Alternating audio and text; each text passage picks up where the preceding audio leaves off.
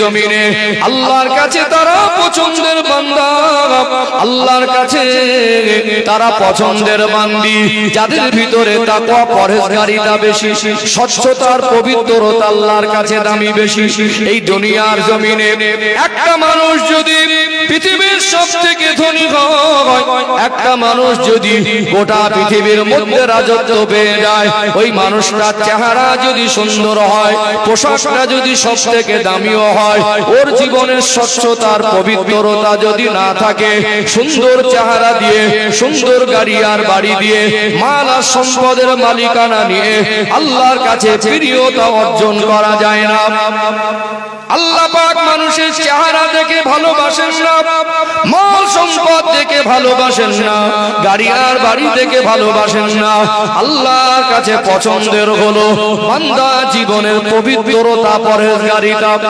বরং দুনিয়া একটা মানুষ যদি সব থেকে দেখতে খারাপ হয়, একটা মানুষ যদি দুনিয়ায় সব থেকে গরিব হয়, পরনের পোশাকটা যদি 70টা জায়গায় তালি দেওয়া হয়, ওটা যদি সুন্নাত হয়, বিরিয়ানির জায়গায় উন্নত মানের খাবারের জায়গায় যদি ডাল ভাত খায়, এক বেলা নাগারে থেকে মুড়ি আর বাতাসা ভিজিয়ে যদি খায়, এক বেলা যদি না খেয়ে দিন অতিবাহিত করে, ওই মানুষটা জীবনে যদি ইসলামের আলো বাস্তবায়ন হয়, আল্লাহর কোরআনুল কারীমের আদেশ আর নিষেধ মেনে চলেন, আমার রাসূলুল্লাহর সুন্নাত অনুযায়ী যদি জীবন যাপন করেন, ওই মানুষটা পৃথিবীর মানুষের চোখে গরিব হলো, পৃথিবীর মানুষের চোখে দেখতে খারাপ হলো, আমার আল্লাহর প্রিয় বান্দা বান্দীদের অন্তর্ভুক্ত হয়ে যায়। জোরে বলেন সুবহানাল্লাহ। তাহলে পৃথিবীতে আমাদের চেহারা, টাকা পয়সা, মাল সম্পদ, অর্থবিত্ত দিয়ে আল্লাহর কাছে প্রিয় হতে পারবো না যতক্ষণ না আমাদের ভিতরে পরহেজগারিতা বেশি হবে। ইন্না আকরামাকুম ইনদাল্লাহি আতকাকুম। আল্লাহ পাক বলছেন নিশ্চয়ই তারা আমি আল্লাহর কাছে সম্ভ্রান্ত যারা পরহেজগারিতায় অনেক বেশি। এই জীবনের স্বচ্ছতার পবিত্রতা বজায় রাখতে গেলে আমাদের জীবনে ধৈর্য বা সবরের একটা আমল দরকার আছে না নেই? আছে না? যারা আমাকে ফলো করেন জানেন আমি একদম মেপে কথা বলা মানুষ, রেফারেন্স সহ কথা বলি। আবারও বলছি, আমি আপনাদের মন জয় করতে বসেনি, হক আদায় করতে বসেছি। দীর্ঘ 12, 13, 14 ঘন্টা জার্নি করে এখানে এসে আপনাকে খুশি করা আমার উদ্দেশ্য নয়। আপনার জীবনের ঘাটতি পূরণ যাতে হয়, যাতে আমরা এখান থেকে বসে আল্লাহর রেজামন্দি হাসিল করতে পারি, জীবনের ইসলাহ পরিবর্তন করতে পারি, এটা আমাদের প্রত্যেকের উদ্দেশ্য হওয়া উচিত বলে আমি মনে করি। কথা কি বুঝতে পারছেন? যেহেতু আমার আলোচনার বিষয়বস্তু ধৈর্য বা সবর, এখানে দুটো আয়াত তুলে ধরি, আরেকটু পরিষ্কার হবে ধৈর্য বা সবর আলোচনা দরকার আছে কিনা। সে তো আলোচনা আগে বাড়লে আরো বেশি স্পষ্ট হবে। অন্তত দুটো আয়াত তুলে ধরি, তাহলে গুরুত্বটা আরেকটু বাড়বে ইনশাআল্লাহ। ও ভাইজানেরা, মালদা জেলার সোনার মানিক যুবকেরা, আব্বার মায়েরা, আল্লাহ পাক কোরআনুল কারীমে 30 নম্বর পারায় সূরাতুল আসরের মধ্যে স্পষ্ট করে জানিয়ে দিলেন। সূরাতুল আসরের মধ্যে আমার আল্লাহ বলেন বিসমিল্লাহির রহমানির রহিম ওয়াল আসরি ইন্নাল ইনসানা লাফি খুসর ইল্লাল্লাযীনা আমানু ওয়া আমিলুস সালিহাতি ওয়া তাওয়াসাউ বিল হাক্কি ওয়া তাওয়াসাউ বিস সাবর। আল্লাহ পাক বলেন ওয়াল আসর, আসরের সময়ের কসম খেয়েছেন। তাফসীরে ইবনে কাসিরের মধ্যে এসেছেন, অনেক মুফাসসিররা লিখেছেন সময়ের কসম করেছেন, তবে তাফসীরে ইবনে কাসিরের মধ্যে কোট করে বলা হয়েছে আসরের সময়ের কসম। আল্লাহ পাক সময়ের কসম করে বলছেন ইন্নাল ইনসানা লাফি খুসর, নিশ্চয়ই নিশ্চয়ই মানুষ ক্ষতিগ্রস্তর মধ্যে, মানুষ মাত্র ক্ষতিগ্রস্ত। ইল্লাল্লাযীনা আমানু ওয়া আমিলুস সালিহাত ওয়া তাওয়াসাউ বিল হাক্কি ওয়া তাওয়াসাউ বিস সাবর। আল্লাহ পাক বলেন তারা ব্যতীত মানুষ নিশ্চয়ই ক্ষতিগ্রস্তর মধ্যে, কিন্তু তারা ব্যতীত যারা ঈমান এনেছেন এবং নেক কাজ করেন, তার সাথে সাথে আল্লাহ দুটো বিষয় পৃথিবীর মানুষকে বললেন, একে অপরকে হক সত্যের তাগিদ করে, আর বিপদ মুসিবতের সময় মানুষকে ধৈর্য বা সবরের তাগিদ করে। আল্লাহর কোরআনুল কারীমে সূরাতুল আসরের মধ্যে আল্লাহ কসম করে বলছেন, কোন বিষয়ে আল্লাহ কসম করা মানে পৃথিবীর মানুষকে আল্লাহ গুরুত্ব বোঝাতে চাইছেন। কি বোঝাতে চাইছেন? কসম করে বলা মানে আল্লাহ কসম যদি নাও করেন, প্রত্যেকটা আল্লাহর কথা আমাদের কাছে গুরুত্বপূর্ণ। কথা ঠিক না ভাই? ঠিক। তারপরে যাতে আমরা সতর্ক হই, গুরুত্ব দেই, আমাদের বিবেকে ধাক্কা লাগে, আমরা সেই কথাগুলো হৃদয়ের কান থেকে শুনতে পারি, এই জন্য আল্লাহ বলছেন সময়ের কসম, নিশ্চয়ই মানুষ মাত্র ক্ষতিগ্রস্ত। আর ওই ক্ষতি থেকে বাঁচবে কারা? চারটে কাজ যাদের ভিতরে থাকবে। যারা ঈমান এনেছেন, নেক কাজ করে, সত্য এবং সবরের তাগিদ করে। সত্য এবং তার মানে ঈমানদার ব্যতীত নেক আমল করা ছাড়া, সত্যের পথে প্রতিষ্ঠিত হওয়া ছাড়া আর সবরের মতো আমল ছাড়া মানুষ তার জীবনের ক্ষতি থেকে সে রক্ষা করতে পারবে না। যদি সে মনে করে আমি আমার জীবনকে ক্ষতি থেকে বাঁচাবো, তার ভিতরে সবর না থাকলে কোনোদিন সে তার জীবনকে দুনিয়া আখিরাতে কল্যাণের কাছে পৌঁছাতে পারবে না। এবারে বলুন, আল্লাহর কথা যে কসম করে আল্লাহ বলেছেন, আমাদের জীবনে ধৈর্য সবর দরকার আছে না নেই? আছে না? আমি আলোচনায় গেলে তো ইনশাআল্লাহ একেবারে পুরো পরিষ্কার হয়ে যাবে ইনশাআল্লাহ। ও ভাইজানেরা, সোনার মানিক যুবকেরা, আব্বারা মায়েরা, কোরআনুল কারীম আল্লাহ পাক অপরাধে বলেন, ইন্নাল্লাহা মা'আস সাবিরিন, নিশ্চয়ই আমি আল্লাহ সবরকারীদের সঙ্গে থাকি। এই জন্য ধৈর্য বা সবর আমাদের জীবনে কম হয়ে গেছে। শিখবো কার কাছ থেকে? আল্লাহ পাক বলেন, লাকাদ কানা লাকুম ফি রাসূলিল্লাহি উসওয়াতুন হাসানা, আমার হাবিবের মধ্যে রয়েছে তোমাদের জন্য উত্তম আদর্শ। আমার নবী জীবনের সবথেকে কঠিন অন্তিম মুহূর্তে, আমার নবী জীবনের সবথেকে কষ্টের দুঃখের সময়ও তামাম উম্মতের জন্য, পৃথিবীর মানুষের জন্য নবী আমার ধৈর্য ধারণ করে সবর করে পৃথিবীর মানুষের জন্য শিক্ষা রেখে গেলেন। আল্লাহ নবী জীবনের একটা অংশ একটু দৃষ্টান্ত তুলে ধরি, নবী আমার কেমন ধৈর্য ধারণ করেছেন আর আমাদের ভিতরে ধৈর্য এতটা কম, তার বিশ্লেষণে আসব। আল্লাহ পাক আমার আপনার নবীকে টোটাল দুনিয়ার জীবনে 63 বছরে হায়াতে জীবন দিয়েছিলেন। আল্লাহ পাক আমার নবীকে 40 বছর বয়সে নবুয়ত দিলেন। মক্কায় 13 বছর আর মদিনায় 10 বছর কলেমার বাণী প্রচার করলেন। 23 বছর ধরে আল্লাহ নবী মক্কা মদিনার জমিনে কলেমার বাণী প্রচার করতে গিয়ে আমার রাসূলুল্লাহ অনেক রকম বাধা বিপত্তির সম্মুখীন হয়েছেন। কাফেররা আবু জেহেল, আবু লাহাব, উতবা, শাইবা, রাবিয়া, উমাইয়া ইবনে খালদ, এরা আমার নবীকে কষ্ট দিয়েছে না দেয় নাই? আল্লাহ নবীর জীবনে সবথেকে দুটো কষ্টের মুহূর্ত, একটা হলো তায়েফের জমিনে আর একটা হলো উহুদের প্রান্তরে। আমার রাসূলুল্লাহ জীবনে 63 বছরের বয়সে সবথেকে শরীর মোবারক থেকে বেশি রক্ত ঝরেছিল দুটো জায়গায়, একটা হলো তায়েফের জমিনে আর একটা হলো উহুদের প্রান্তরে। আল্লাহ নবীর ওই জীবনে সবথেকে কঠিন সময়, কষ্টের সময় সবর করেছেন আর শিক্ষা দিলেন। একটু আপনাদের তুলে ধরি। আমার রাসূলুল্লাহর 63 বছরের জীবনে একটা বছর ছিল সবথেকে দুঃখের আর শোকের বছর। মাঝে মাঝে কোনো বছর আমাদের জীবন থেকে কঠিন ভাবে পার হয়। আমাদের জীবন থেকে বিভিন্ন রকম ফিতনা, বিভিন্ন রকম মুসিবত, বিভিন্ন রকম প্রাকৃতিক দুর্যোগ, কখনো গজব আকারে, কখনো কোনো মানুষের ষড়যন্ত্রের শিকার হয়ে ক্ষতিগ্রস্ত হয়ে আমাদের জীবনে মাঝে মাঝে কঠিন সময় আসে না? আসে না? এখন এক নতুন ফিতনা, সেটা হলো SIR। মানুষকে চিন্তিত করে পেরেশান করে রেখেছে। কিছু মানুষ হয়তো অসচেতন ছিল, তারাই দেশের নাগরিক, কিন্তু পেপার কাগজগুলো, ডকুমেন্টস গুলো গুছিয়ে রাখেনি বলে আজকে তাদের বিপদটা একটু বেড়ে গেল। কথা মনে বুঝতে পারছেন না? যতই বাংলাদেশি আর ঘুষ মিডিয়া ধরার চেষ্টা করো, আমি এই দেশের নাগরিক, অবশ্যই এই দেশকে আমি ভালোবাসি, মনে রাখতে হবে। তারপরেও সবাইকে ধরতে পারবে বলে মনে হয়? সবাইকে ধরতে পারবে বলে আমার তো মনে হয় না। অর্থাৎ সম্মানিত ভাইরা, এখানে আমরা একে অপরের পাশে দাঁড়াবো। কেউ যদি ভেঙে পড়ে তাকে সহযোগিতা করব, তাকে সান্ত্বনা দেব, তাকে সাহস যোগাবো।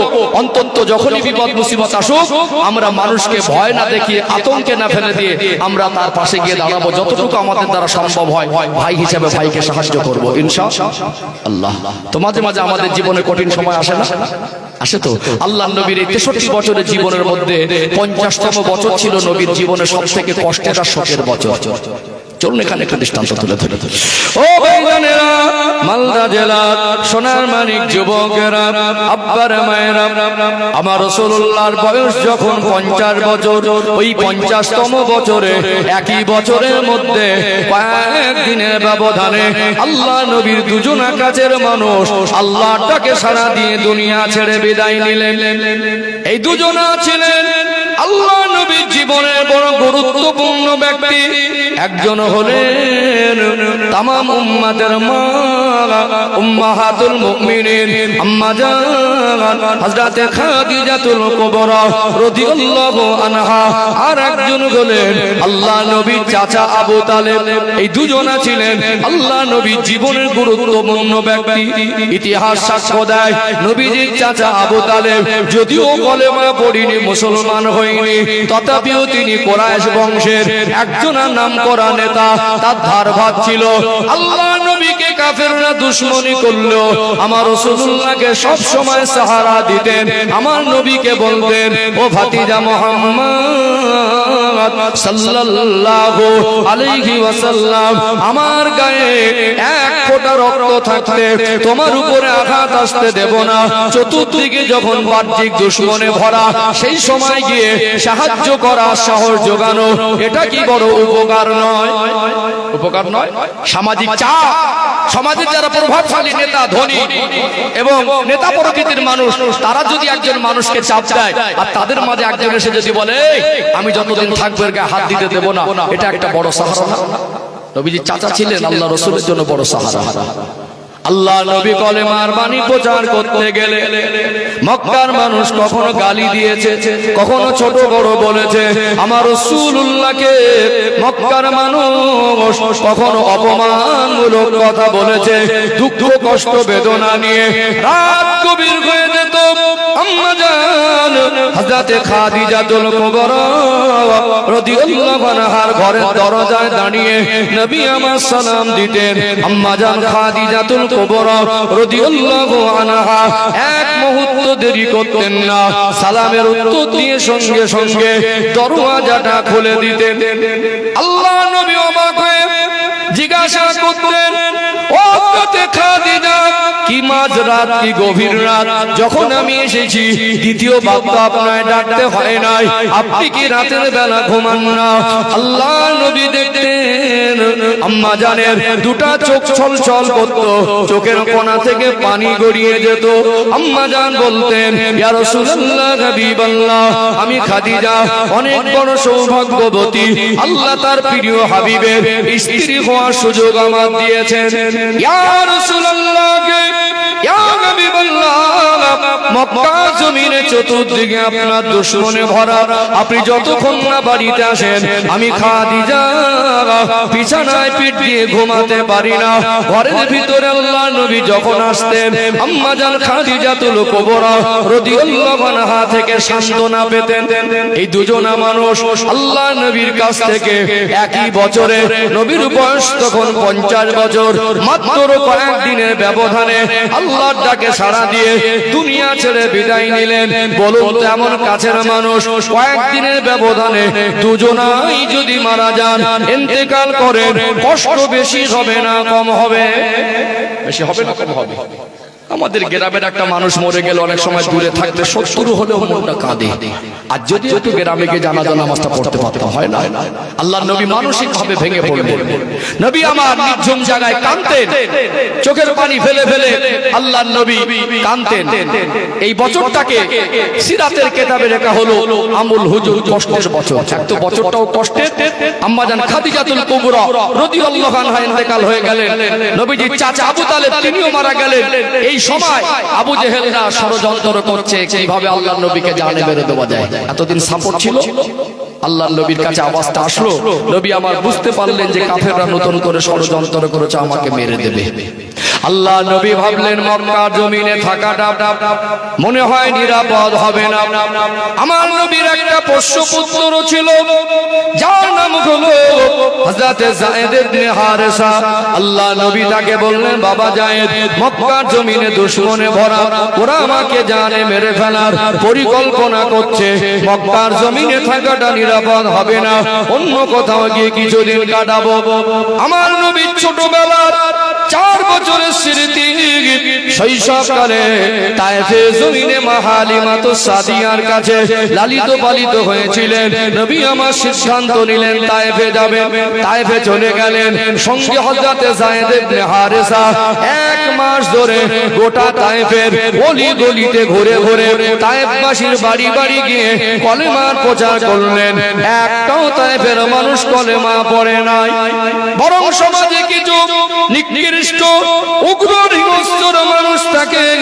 তায়েফের কিছু হিংস্র মানুষেরা আমার আপনার নবীর দুশমন হয়ে গেল।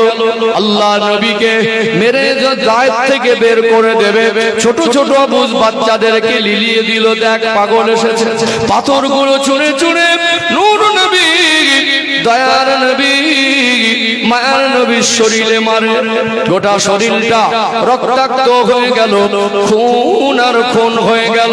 2.5 মাইলের মতো নবী আমার হাঁটতে লাগলেন। আল্লাহ নবীর শরীরটা রক্তাক্ত, খুন আর খুন, এতটা জখম হয়েছিলেন।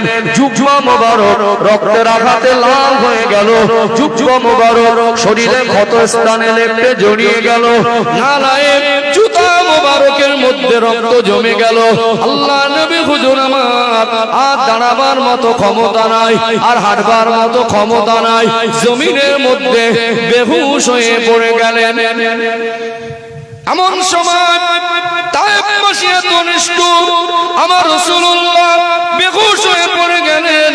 তায়েফবাসীর মনে মায়া হয় না, আমার রাসূলুল্লাহর ওই পূর্ণিমার চাঁদের মতো চমকানো চেহারা দেখে তাদের মন গলে না, ওই অবস্থায় পাথর মারে। এমন সময় তারা মনে করলো হয়তোবা নবী আমার ইন্তেকাল করেছেন। তারা যখন চলে গেল, হযরত যায়েদ ইবনে হারেসা রাদিয়াল্লাহু আনহু অনেক কষ্ট করে আমার আপনার নবীকে কোলে উঠিয়ে পাশে একটা আঙুর বাগানের মধ্যে একটু নির্ঝুম জায়গা, একটু আড়াল জায়গা আশ্রয় নিলেন।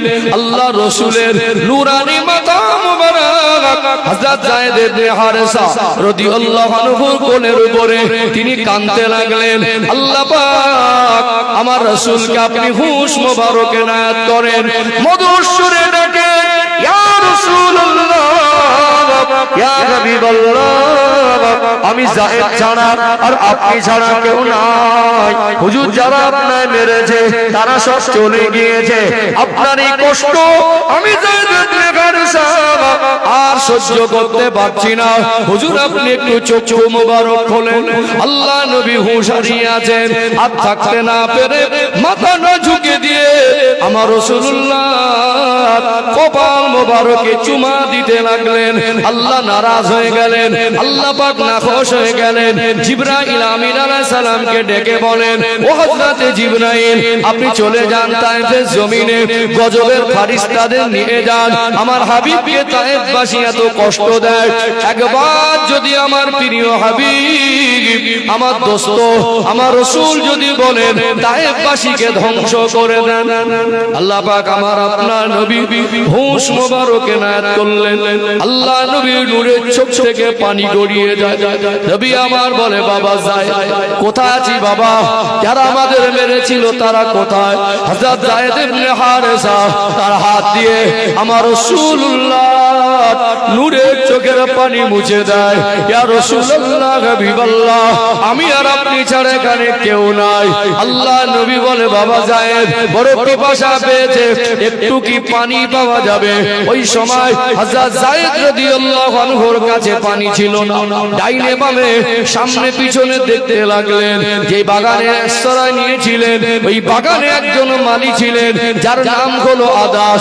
আদাসকে দেখতে পেয়ে যায়েদ ইবনে হারেসা ইশারায় ডেকে বললেন, ভাই একটু কি পানি দেওয়া যাবে?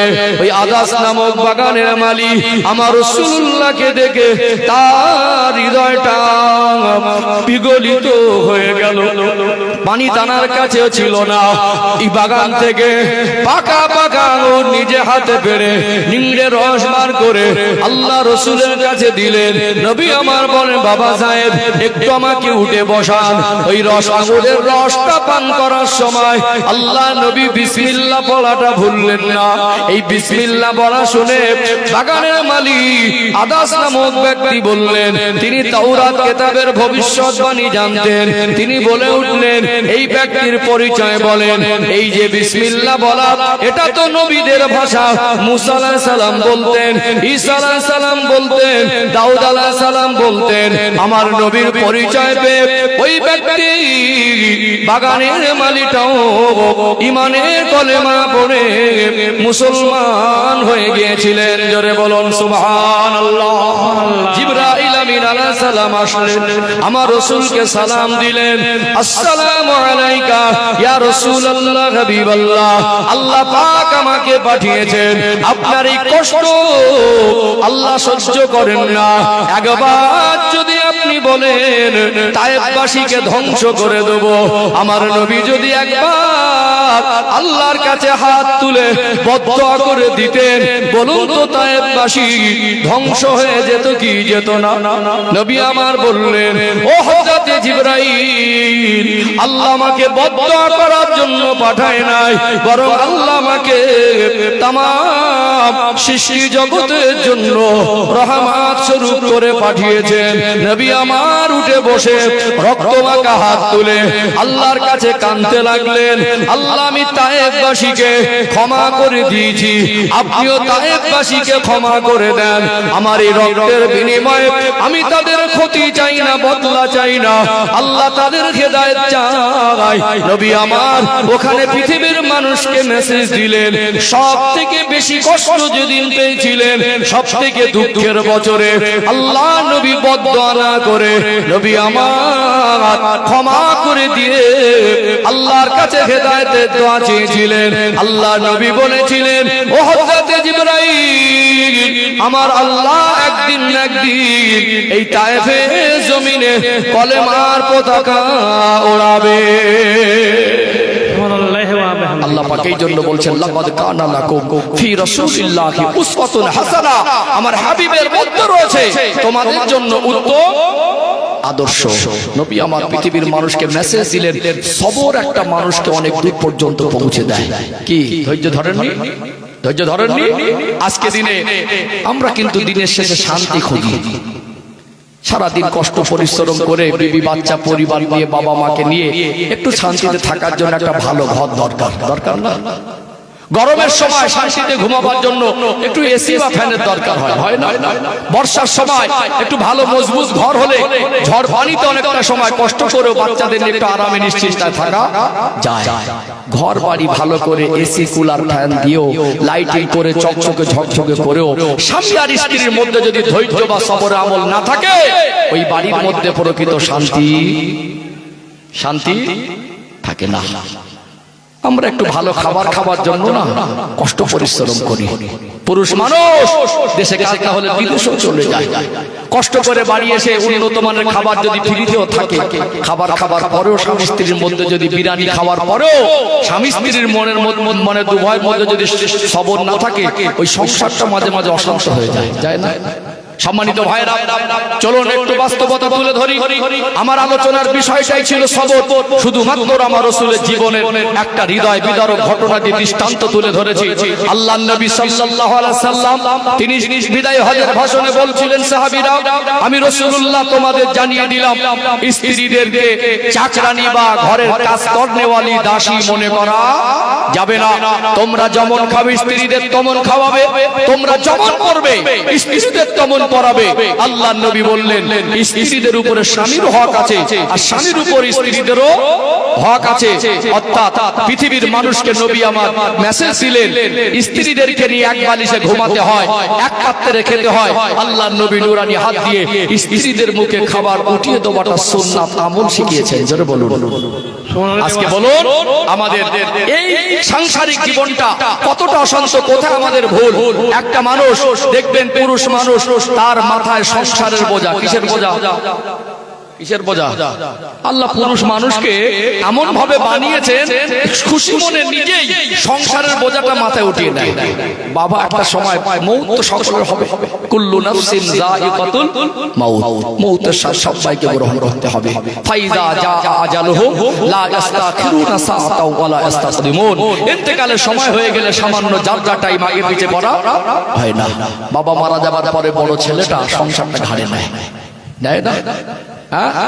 সংসারের বোঝা, এই সংসার চালাতে গিয়ে অনেক সময় ঋণের বোঝা ঘাড়ে চাপে না, ধার দেনা হয় না। অনেক সময় ব্যবসা করতে গিয়ে লস হয় না। অনেক সময় কাজ করার পরে সমাজে কিছু অপদার্থ ব্যক্তি আছে, আল্লাহ তাদের ক্ষমতা দিয়েছে, তারপরে এদের অভ্যাস এত খারাপ, এদের ভিতরটা এত নোংরা, এদের ভিতরটা এত ভয়ঙ্কর, এত কঠোর মন, একটা মানুষকে কাজ করিয়ে পাওনা টাকার জন্য ঘোরায়। এরকম কিছু জঘন্য প্রকৃতির মানুষ আছে না? নেই? আছে না? নেই? হয়তো টাকা দিয়ে বাবার ঔষধ কিনবে, হয়তো ছোট ছোট বাচ্চাগুলোকে ভালো মানুষ করার জন্য একটা প্রাইভেট দিয়েছে, বারবার আব্বাকে বলছে আব্বা মাস শেষ হয়ে গেছে, 60 টাকা চাচ্ছে, বলে না কথা দিয়েছে 2 দিন পরে দেবো, 3 দিন পরে দেবো। আপনি টাইম মতো টাকাটা দিচ্ছেন না বলে তার অন্যের কাছে কথার খেলাপ হয়ে যাচ্ছে। হয়তো বিপদে পড়ে টাকা ধার চেয়েছিল, ভাই 500 টাকা দে, এই সপ্তাহে কাজ করে পেমেন্ট পেলে বৃহস্পতিবারে তোকে দিয়ে দেবো, বলে না? আল্লাহ আপনাকে সম্পদ দিয়েছে, ক্ষমতা দিয়েছে, টাকা দিয়েছে, কিছু মানুষের এত জঘন্য চরিত্র, এত মন মানসিকতা খারাপ, তাদের ভিতরে এত হিংস্র একটা রূপ, মানুষ পাওনা টাকা চাইতে আসলে উল্টো রূপে যায়, এই দেবো না কি করবে। আল্লাহর নবী সাল্লাল্লাহু আলাইহি সাল্লাম বলছেন যে মজদুরের গায়ের ঘাম শুকাবার আগে তার পাওনাটা মিটিয়ে দাও, তার হক, তার প্রাপ্য। আপনি কেন তাকে আটকে রেখেছেন? আল্লাহ যদি আপনাকে ক্ষমতা দেয়, 70 যদি হজ করেন, 70,000 যদি মসজিদও বানিয়ে দেন, পরিশ্রম করে কাজ করে পাওনাদারের টাকা বাঁধিয়ে রাখলে ওটা আল্লাহর কাছে মাফ হবে না। অনেক সময় পেমেন্ট আটকে যায়, মাথা একটা টেনশন চেপে যায় না? চাষ করলেন কষ্ট পরিশ্রম করে, ফসল একটু খারাপ হলো, লস হয় না? তাহলে পুরুষ মানুষের মাথায় অনেকটা টেনশন। ওই কষ্ট পরিশ্রম করে তার গায়ের ঘাম নিংড়ালে মনে হয় গেঞ্জি নিংড়ালে ঘাম বের হবে, চেষ্টা করে বিবির বুকের একটু হাসি মুখটা দেখায়, চেষ্টা করে। বাচ্চা যদি বলে বাবা আজকে গোশত খাবো বা মাছ খাবো, যতক্ষণ না কিনে এনে দেয় বাবার মন কিন্তু স্থির হয় না। মা যদি বলে কচি আমার এই জিনিসটা এনে দে না বাবা, যতক্ষণ না মার সামনে হাজির করে ততক্ষণ তার মন শান্ত হয় না। বাড়ি থাকে বিভিন্ন টেনশন, এক এক পরিস্থিতি থেকে আসে।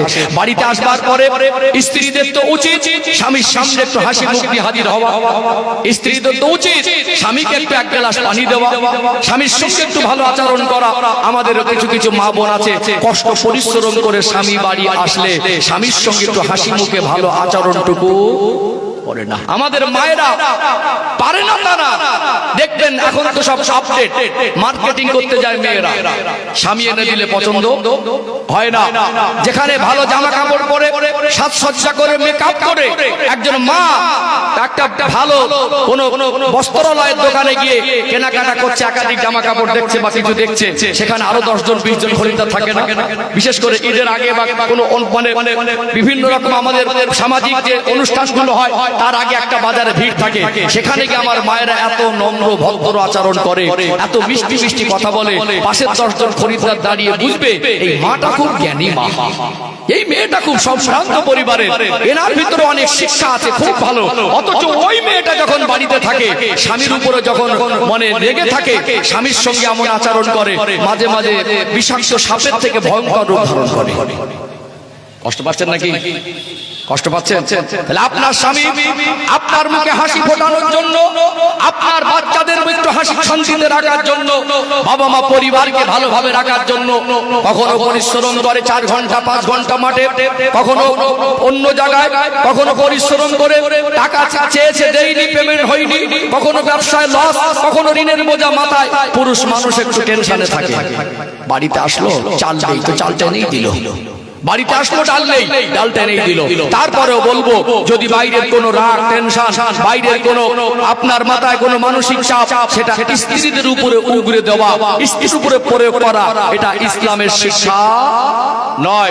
বাড়িতে এসে আপনার রাগটা সব স্ত্রীকে ঝাড়বেন, গালি দেবেন, এটা ইসলামের শিক্ষা নয়। আমি কোনো স্বামীকে সাপোর্ট করছি না, আমি এইটুকু বলি, স্ত্রীদের গালাগালি দেওয়া যাবে না। তারপরে কিছু মানুষের ধৈর্য কম, বাইরের রাগ টেনশন এসে সব স্ত্রীদের উগরে দেয়, আছে না নেই? গালাগালি যখন শুরু করে দম লাই, সে তো একটা মানুষ। আপনি স্বামী হয়ে স্ত্রীকে যদি আব্বা তুলে, মা তুলে, বংশ তুলে, খানদান তুলে, গোষ্ঠী তুলে সবসময় নোংরা ভাষায় গালাগালি করেন, তারও তো একটা ধৈর্যের ব্যাপার আছে। আপনি হয়তো বাইরে রাগ টেনশন ধৈর্য ধরতে পারলেন না, রাগটা ওগরালেন স্ত্রীর উপরে, কোন একটা রাগ তার উপরে প্রয়োগ করলেন, গালাগালি দিলেন বা চড়া হলেন। যদি স্বামী তো ভুল করেছে, ভুলকে ভুল বলতে হবে, কিন্তু স্ত্রী যদি সহ্য করতে হতো, ঝগড়াটার হতো, ঝগড়া হতো যে স্বামী কষ্ট করে এসেছে, যদি স্বামী অন্যায় ভাবে আমাকে বলে, আমি রাতের বেলা বা পরে বলবো, আপনি সবসময় আমাকে এরকম করেন কেন? আমিও তো মানুষ, আপনি সবসময় আমাকে গালি দেন কেন? বলা যায় না? কিন্তু অনেক সময় কি হয়, কিছু কিছু মায়েদের বদ অভ্যাস হলো মুখে মুখে তর্ক করা, মারাত্মক ভাবে তর্ক করে। স্বামী হয়তো আমার টেনশনে, স্বামীর মেজাজটা বুঝলো না, স্বামী যদিও গাল দেয়, আমি সাপোর্ট করছি, এটা অন্যায়, তারপরে যদি স্ত্রী সহ্য করতো, আমার স্বামী কত পরিশ্রম করে, কত ভালো রাখার জন্য তার চেষ্টা। আজকে দুটো কথা হয়তো বলেছে, সহ্য করে নিলে ঝামেলা হতো না। স্বামী স্ত্রী এক জায়গায় জীবন যাপন করতে গেলে কখনো ভুল বোঝাবুঝি, কখনো খুনসুটি, কখনো ঝগড়া হতেই পারে, সেটা চার দেওয়ালের মধ্যে থাকবে। এখন আমাদের ধৈর্য কম বলে চার দেওয়ালের মধ্যে আছেন, 48 দেওয়াল পর্যন্ত চলে গেছে। একটু হাহুদান না, তুমুল ঝগড়া বাড়িতে। এখন ঝগড়া আগে হতো, মারামারি কম হতো, এখন ঝগড়া হলে আবার মারামারি হয়। স্বামী স্ত্রী মারামারি করছে না, ঝগড়া থেকে মারামারি, তারপরে রাগ করে দুটো বাচ্চাকে নিয়ে বাপের বাড়ি। এমন একটা মেয়ে স্বামীর ঘরে ঝগড়া করে দুটো ছোট ছোট বাচ্চাকে নিয়ে বাপের বাড়ি উঠেছে। তার ভাইরা সব আলাদা, আব্বা মা তার ভাইদের কাছে ভাত পায় না, অসুস্থ, ঔষধ কেনার পয়সা পায় না। বলুন, একটা মেয়ে যদি দুটো বাচ্চাকে নিয়ে ফের আব্বার কাছে যায়, আব্বা চালাতে পারবে? পাশ থেকে একজন বলছে, এই দেখ, কেস করে দে, খোরপোশের মামলা করে দে, খোরপোশটা পাবি। দিল কারোর চক্রান্তে পড়ে একটা মামলা ঠুকে স্বামীর নামে। স্বামীর সঙ্গে 4 বছর মামলা চলে, এখন ডিভোর্স হয়ে গেল। বলুন তো কারণ কি? ধৈর্য কম বলে। কি কম বলে? কি কম বলে? মানুষ গালাগালি কখন দেয়? ধৈর্য হারা হয়ে রেগে গিয়ে। আপনার যদি গালাগালি দেবো অভ্যাসটাকে পরিবর্তন করতে চান, স্বামী স্ত্রীর ভিতরে ঝগড়া অশান্তি কমাতে চান, উভয়কে সবর দিতে হবে, ধৈর্য বা সবর। মায়েদেরকে আমি বিনীতভাবে অনুরোধ করব, কোন মা আক্রমণ করা, আঘাত দেওয়া আমার যারা উদ্দেশ্য নয়। বিশ্বাস করুন, একজন আলেম বসে কাউকে ছোট করবে, কাউকে ছোট বড় বলবে, কাউকে সমাজে পচিয়ে দেবে, এই জন্য একজন আলেমকে বসানো হয় না। এটা আলেমের কাজ না। আপনার আমার মা, আমি রবিউল ইসলাম একটা মায়ের গর্ভে অবস্থান করেছি, অবশ্যই মায়ের জাতি আমাদের কাছে সম্মানের। আমি মায়েদেরকে বলবো, কিছু কিছু মায়েরা এত বেশি তর্ক করে স্বামীর সঙ্গে। বলুন তো, তার বাড়িতে টাকা পয়সা, চাকরি, ডিগ্রি যাই থাকুক না কেন, যে সমস্ত মায়েরা স্বামীদের সঙ্গে মুখে মুখে তর্ক বেশি করে, সেই সংসারে শান্তি বেশি না অশান্তি বেশি? অশান্তি বেশি না? তাহলে কি করতে হবে? ধৈর্য ধরতে হবে। কি করতে হবে? ধৈর্য ধরতে হবে। এই ধৈর্য না ধরলে মানুষ ক্ষতি হয় না? কি ক্ষতি হয়? শুধুমাত্র ভুল বোঝাবুঝি থেকে গালাগালি, মারামারি, বাপের বাড়ি, কেস কাবারি, ছাড়াছাড়ি, ফলাফল তো হিসাব করলেন না। হিসাবটা করে দেবো? হ্যাঁ, আলোচনাকে অসুবিধা হচ্ছে নাকি? না, ফলাফলটা হিসাব করে দেবো। প্রথমে যে দুজনের গার্জেনদের একটা সম্মান গেল, ছাড়াছাড়ি হলে গার্জেনদের সম্মান যায় না। বাপ হিসাবে বাজারে দাঁড়ালে বলে তো ছেলেটার নাকি বললাম ভাবলাম স্ত্রী সংসার করবে না বলে চলে গিয়েছে, একটা অশান্তি হয়, মানে খারাপ লাগে না? কেউ যদি বলে তোর মেয়েটা নাকি সংসার করবে না বলে চলে এসেছে, কি হলো বলতো? নাকি ছাড় হয়ে গেছে, নাকি ডিভোর্স হয়ে গেছে, আপনার বাবা হিসাবে শুনতে খারাপ লাগবে না? বড় ভাই হিসাবে শুনতে খারাপ লাগবে না? এই মান সম্মানটুকু নষ্ট হয়। দ্বিতীয়ত, একটা নিষ্পাপ নিরপরাধ বাচ্চা যাদের কোনো দোষ নেই, সে বাবার কাছে থাক আর মার কাছে থাক, এদের জীবন একটা যন্ত্রণার অপশন তৈরি হয়। এই নিরপরাধ বাচ্চার উপরে এর ইফেক্টটা পড়ে। আর কি হয়? সারা জীবনের জন্য কলঙ্কিত হয়ে গেলেন। যদি আপনি মনে করেন যে স্বভাব পাল্টাবো না, ধৈর্য সবরে আমল করব না, যদি দ্বিতীয়বার ওই মেয়েটা আর এক জায়গায় বিবাহ করে, এই স্বভাব যদি তর্ক করা না পাল্টায়, ধৈর্য সবরে আমল না হয়, ওই সংসারে গিয়ে সংসার টিকবে? এই ছেলেটা যদি স্বভাব না পাল্টা আর একটা বিয়ে করলে কি সংসার টিকবে? আগে অভ্যাসটা পাল্টাতে। অনেক সময় কি হয়, আমরা ক্ষতিগ্রস্ত হয়ে তারপরে দ্বিতীয় বিবাহ করার পরে শুধরাই। আগে শুধরে নিলে তো সোনার সংসারটা নষ্ট হতো না, মান সম্মান নষ্ট হতো না, সারা জীবনের জন্য কলঙ্কিত হতে হতো না। নিষ্পাপ ছোট ছোট বাচ্চা বাবা মা যৌথ আদরে যেভাবে মানুষ হয়ে প্রতিষ্ঠিত হতো, একটা মানুষ মা মেয়েটাকে বা ছেলেটাকে নিয়ে গেল, এখন যদি ওই ছেলে বা মেয়ে অন্যের ঘরে সে বিবাহ করে, সে কি সহজে মেনে নেবে? আর এই ছেলেটা যদি বিবাহ করে, একটা সৎ মা হিসাবে তার নিজের সন্তানের মতো করে কি সেইভাবে দেখতে পারে? পারে না। এই জন্য আমাদের ধৈর্য সবরে আমল দরকার আছে না নেই? আল্লাহ পাক বলছেন, পৃথিবীর মানুষকে সান্ত্বনা দিচ্ছেন, ইন্নাল্লাহা মা'আস সাবিরিন, তোমরা যদি ধৈর্য ধারণ করো মুসিবতের সময়, বিপদের সময়, কষ্টের সময়, আমি আল্লাহ তোমাদের সঙ্গে থাকবো। জোরে বলুন আমল করবো ইনশাআল্লাহ, আমল করবো ইনশাআল্লাহ। আমার কিছু বাবাজি আছে এখন গালি দেন, আমি আপনাদেরকে বা এইখানে যারা আছে তাদেরকে বলছি না, কেন গালি দেবেন? এখন তো হাতে তসবিহ থাকবে, এখন তো হাতে তসবিহ থাকবে। 5 ওয়াক্ত নামাজের পরে আপনি 20 বার করে ইস্তিগফার পড়বেন। কবার করে? 20 বার করে, 100 বার দিলে হবে ইনশাআল্লাহ। এই যে যাদের কাছে বসলে অন্যের পিছনে কাটি মারে, পরচর্চা করে, পরনিন্দা করে, এদের কথা অন্যের ঘাড়ে চাপিয়ে দেয়, এদের পাশ থেকে বন্ধুত্ব সরিয়ে ভালো মানুষের সোহবতে ওঠা বসা করবেন। মসজিদে নামাজ হয়ে গেলে নিয়ত করবেন, আজকে রাসূলের শানে 100 বার দরুদ পড়ে ঘুমাবো।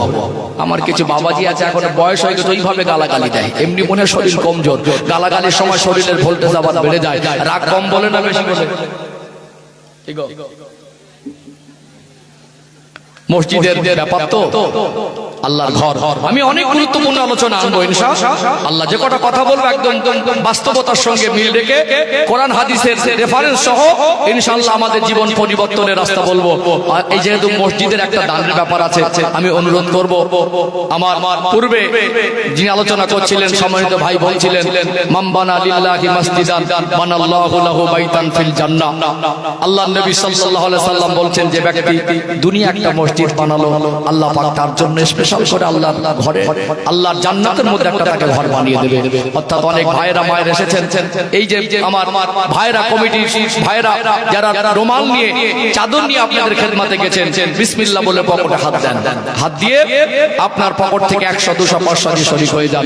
আর আমি শেষে আপনাদের কাছ থেকে একটু কালেকশন দেব ইনশাআল্লাহ। চলো আরেকটু আলোচনা আগে বাড়ি, আরেকটু পরিষ্কার হবে ইনশাআল্লাহ। তাহলে দাম্পত্য জীবনে প্রকৃত শান্তি পেতে গেলে বলুন ধৈর্য সবরের দরকার আছে না নেই? আছে না? গালাগালি কমে যাবে, মারামারি কমে যাবে, ঝগড়া কমে যাবে, মহব্বতটাও বেড়ে যাবে ইনশাআল্লাহ, ক্ষতি থেকে বেঁচে যাব ইনশাআল্লাহ। আল্লাহ আমাদের ধৈর্য বা সবরের মতো আমল করার তৌফিক দান করেন, বলেন আল্লাহুম্মা আমিন। ও ভাইজানেরা, সোনার মানিক যুবকেরা, আব্বারা মায়েরা, আমি একটু রেফারেন্স সহ কথা বলে বাস্তব চলুন, যেহেতু স্বামী স্ত্রীর কথা বলছিলাম, আর একটু ছোট ছোট করে একটু পয়েন্ট তুলে ধরে আল্লাহ দয়াময় পৃথিবীর মানুষকে স্বামী স্ত্রীর সম্পর্ক বোঝাচ্ছেন। হুন্না লিবাসুল লাকুম ওয়া আনতুম লিবাসুল লাহুন। আল্লাহ পাক বলেন, স্বামী স্ত্রীর পোশাক স্বরূপ, আর স্ত্রী হলো স্বামীর পোশাক স্বরূপ। আল্লাহর কথাগুলো কত দামি, কোরআনুল কারীমের আয়াত নিয়ে যদি গবেষণা করা যায়, সঠিক ব্যাখ্যা খোঁজা যায়, পৃথিবীর মানুষ যত বেশি ব্যাখ্যা খুঁজবে তত বেশি অবাক হবে। দুনিয়াতে বর্তমান সময়ে সোনা বা ডায়মন্ড এমন একটা ধাতু, এগুলো অনেক উন্নত মানের ধাতু, এর দাম অনেক বেশি না কম? সোনা বা হীরার দাম বেশি না কম? আল্লাহ দয়াময় পৃথিবীর মানুষকে স্বামী স্ত্রীর সম্পর্ক বোঝাতে গিয়ে পোশাকের সঙ্গে কেন তুলনা করলেন? একটা মানুষ যদি মনে করে একটা লুঙ্গি ছিঁড়ে গেছে, 300 টাকার বিনিময়ে একটা লুঙ্গি কিনতে পাওয়া যায় কি যায় না? 300 টাকার বিনিময়ে শরীরটাকে ঢাকা যায়, কিন্তু 300 টাকা দিয়ে আপনি কোন বর্তমান সময় জুয়েলারি অলংকারের দোকানে গিয়ে সোনা চাইলে কি সোনা আপনাকে দেবে? দেবে? 300 টাকা সোনা হয় না। কেন আল্লাহ পাক স্বামী স্ত্রীর সম্পর্ক পোশাক দিয়ে বোঝালেন? দেখবেন দুনিয়াতে আমরা মানুষ মাঝে মাঝে আমরা রেগে যাই, ভুল বোঝাবুঝি হয়, অনেকের রাগ বেশি, রেগে গিয়ে অনেক রাগ করে বলে আজ থেকে ভাত খাবো না, বলে কি বলে না? রেগে গিয়ে বন্ধু বান্ধবের সঙ্গে ভুল বোঝাবুঝি, অশান্তি হয়ে গেলে বলে তোর সঙ্গে কথা বলবো না, তোর সঙ্গে সম্পর্ক রাখবো না। অনেক অনেক সময় সন্তান বাবা মার সামনে বেয়াদবি করার কারণে বাবা মা বলে আজ থেকে তুই আমার সন্তান না, তুই আমাকে মা বলে ডাকবি না। অনেক সময় সন্তান রাগ করে বাড়ির থেকে বেরিয়ে যায়, মার কাছে আর থাকবো না। বলুন তো দেখি, রাগ করে ভাত খাবো না বলে, রাগ করে কথা বলবো না বলে, রাগ করে ঘর বাড়ি ছেড়ে বেরিয়ে যায়। কোনদিন কোন মানুষকে দেখেছেন রাগ করে নিজের পরনার পোশাক খুলে দিতে? দেখেছে? রাগ করে কত রাগী মানুষ। ওই কোনদিন বলেছে রাগ করে আমি আজ থেকে পোশাক পরবো না? বলেছে? পোশাক এমন একটা জিনিস, রাগ করে এর থেকে আলাদা হয়ে থাকা যায় না। অর্থাৎ স্বামী স্ত্রীর সম্পর্ক আল্লাহ পোশাকের সঙ্গে তুলনা করলেন। তোমরা এমন এক সম্পর্কে আবদ্ধ হচ্ছ, এই সম্পর্কটা আল্লাহ জান্নাতি সম্পর্ক। আল্লাহ পাক পৃথিবীতে মানুষকে পাঠালেন, এই মানুষ্য জাতির জীবনের অনেক সম্পর্ক আছে না? আত্মীয়তা, পারিবারিক সম্পর্ক। পৃথিবীর মানুষ্য জাতির জীবনের সর্বপ্রথম সম্পর্ক হলো স্বামী আর স্ত্রী। জান্নাতে আদম আলাইহিস সালাম একা ছিলেন, মা হাওয়াকে বানালেন, দুজন হলেন। দুজনের কোনো সন্তানাদি ছিল, কোন ভাই বোন ছিল, আত্মীয় স্বজন কেউ ছিল? তাদের জীবনে আল্লাহ সর্বপ্রথম বিবাহ বন্ধন আবদ্ধ করালেন। তাহলে মানুষ্য জাতির জীবনের প্রথম সম্পর্কের নাম হলো স্বামী আর স্ত্রী। অর্থাৎ যেমন পোশাকের উপরে রাগ করে পোশাক থেকে আলাদা হয়ে থাকা যায় না, আল্লাহ বোঝালেন কখনো যদি ভুল বোঝাবুঝি হয়, স্বামী স্ত্রী আলাদা হয়ে গিয়ে তোমাদের জীবনের চরিত্রের পবিত্রতা, তোমাদের যৌবন জীবনের পবিত্রতা বজায় রাখা সম্ভব নয়। অর্থাৎ আমাদের সাংসারিক জীবনে, দাম্পত্য জীবনে স্বামী স্ত্রী উভয়ের মধ্যে ধৈর্য বা সবর অভাবের সংসারে কুড়ে ঘরের ভিতরে ডাল ভাত খেও, ছেঁড়া জামা পরো, শান্তির সঙ্গে জীবন পার করার মতো সুযোগ করে দেয়। আর ধৈর্য সবর না থাকলে বিশ্বের সুন্দরীকে বিবাহ করে সব থেকে দামি খাবার খেয়ে সব থেকে উন্নত ধাতু সোনা ডায়মন্ড ইট বানিয়ে পৃথিবীর সবচেয়ে উঁচু বিল্ডিং করে তার ভিতরে থেকেও শান্তি পাওয়া যাবে না। তাহলে একটা গেল সংসার, আর একটা হলো সন্তানের কথাটা তুলে ধরি ইনশাআল্লাহ। আলোচনা অসুবিধা হচ্ছে নাকি? বুঝতে পারছেন? ও ভাইজানেরা, সোনার মানিক যুবকেরা, আব্বারা মায়েরা, আমার আলোচনার বিষয়বস্তু ছিল সবর বা ধৈর্য। যেমন সাংসারিক জীবনে, দাম্পত্য জীবনে সবর দরকার আছে কিনা তার একটু সংক্ষিপ্ত ব্যাখ্যা দিয়েছি। ঠিক সন্তানদের ক্ষেত্রে আমাদের জীবনে সবর দরকার হয়। দুনিয়াতে আমরা মানুষ, আল্লাহ দয়াময় আমাদের জীবনে একটা নির্দিষ্ট সময় যৌবন জীবন দান করেন। আল্লাহ পাক সিস্টেম দিলেন বিবাহ বন্ধনে আবদ্ধ হওয়া। একটা ছেলে আর মেয়ে বিবাহ বন্ধনে আবদ্ধ হওয়ার পরে তাদের মনে আশা জাগে, আল্লাহ দয়াময় যেন আমাদের সংসারে একটা সন্তান দেন। সন্তানের কামনা জাগে কি জাগে না? সন্তান হবে, মনে অনেকের আশা থাকে, আল্লাহ যেন আমাকে ছেলে সন্তান দেন। অনেকের মনে আশা থাকে আমার যেন দুটো বা তিনটে ছেলে হয়। অনেক আবার এই মানুষের মধ্যে এমন আছে, মেয়ে সন্তান হলে নারাজ হয়, মেয়ে সন্তান হলেও সন্তুষ্ট হয়, মেয়ে সন্তান হলে মন খারাপ করে। এমনও মানুষ আছে না নেই? কোরআনুল কারীমে 29 নম্বর পারার শুরুতে একটি সূরা আছে, সূরার নাম হলো সূরাতুল মুলক। এটা কোরআন শরীফের 114টি সূরার ভিতরে 67 নম্বর সূরা সূরাতুল মুলক। এটা খুব বেশি বড় সূরা নয়, তেলাওয়াত করতে খুব বেশি 5 মিনিটের মতো সময় লাগতে পারে। এই সূরাতুল মুলক হলো ফজিলাতুন সূরা। সূরাতুল মুলকের 2 নম্বর আয়াতের মধ্যে আল্লাহ পাক বলেন, আল্লাযী খালাকাল মাউতা ওয়াল হায়াতা লিয়াবলুয়াকুম আইয়ুকুম আহসানু আমালা। আমি আল্লাহ হায়াত আর মউতকে এই জন্য সৃষ্টি করেছি যাতে বান্দা বান্দি কতটুকু নেক কাজ করে আসতে পারে আমি পরীক্ষা করার জন্য। দুনিয়া আমরা যে যার অবস্থান থেকে পরীক্ষার্থী। আল্লাহ কাউকে পরপর 3টে 4টে মেয়ে সন্তান দেন, আল্লাহ কাউকে ছেলে দেন, আল্লাহ কাউকে ছেলে মেয়ে মিলিয়ে দেন। আল্লাহ আবার কাউকে পরীক্ষা করার জন্য নিঃসন্তান করে রাখেন। যে যার অবস্থান থেকে আমরা সবাই কিন্তু আল্লাহর কাছে পরীক্ষার্থী।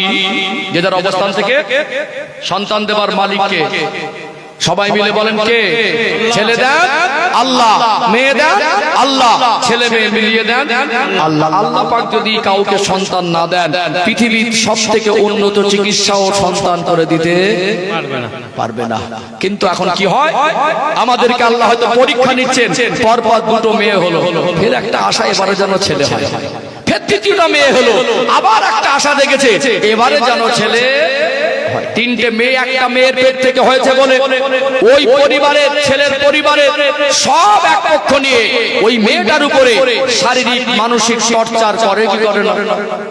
কিছু কিছু শাশুড়ি আছে, ছেলেটাকে বলবে কচি তোর কপালটা খারাপ, বউমার পেট থেকে শুধু মেয়েই হচ্ছে, বোনটা আবার ওখানে আরেকটা ইনজেকশন ছুড়ে দেয়, ভাই আশা করেছিলাম এবারটা ছেলে হবে, এবারটাও মেয়ে হলো।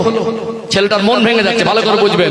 একজন ভাবি সেও তার দেওরকে বলছে, ভাই আমাদের দুটো ছেলে আল্লাহ দিলেন, তোমার যদি একটা হতো তো ভালো হতো। ওকে সান্ত্বনা দেওয়া, সবরের তাকিদ দেওয়া, এটা আল্লাহর কোরআনুল কারীমের শিক্ষা যে তুমি মন খারাপ করছো কেন, আল্লাহ তো দিয়েছেন, এইটুকু সন্তুষ্ট হও।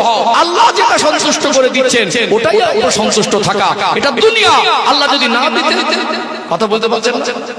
অথচ তিনটে মেয়ের পরে একটা মেয়ে হয়েছে বলে ওই বৌমাটার হসপিটালে সিজার অবস্থায় বেডে শুয়ে আছে, স্বামী হিসাবে দেখতেও যায় না।